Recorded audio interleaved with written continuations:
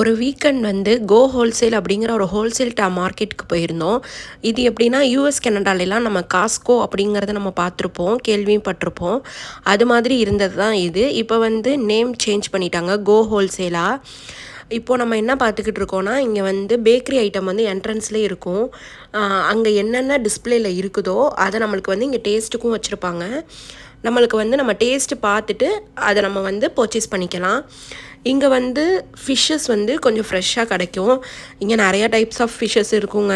நம்மளுக்கு நம்ம எப்படி எது வாங்குறதுன்னெலாம் இங்கே தெரியாது. நேமும் நம்மளுக்கு இங்கே அவ்வளோதுக்கு புரியாது. நம்மளுக்கு தெரிஞ்ச ஃபிஷ்ஷை வச்சு டிரான்ஸ்லேட்டில் போட்டு பார்த்துட்டு நம்ம வாங்கிக்கலாம். சன்செட் வந்து அழகாக தெரிஞ்சிச்சு. இது வந்து ஒரு ஹைவே ரோடு. நம்ம நம்ம ஊரில் மாதிரி ரோடெல்லாம் க்ராஸ் பண்ண முடியாதுங்க. க்ராஸ் பண்ணுறதா இருந்தால் இந்த மாதிரி நம்மளுக்கு பிரிட்ஜ் வந்து கனெக்ட் பண்ணியிருப்பாங்க. ஸோ அது ஈஸியாக நம்ம அது வழியாக போய்க்கலாம். ஓகேங்க, நாளைக்கு ஒரு வீடியோவில் பார்க்கலாம்.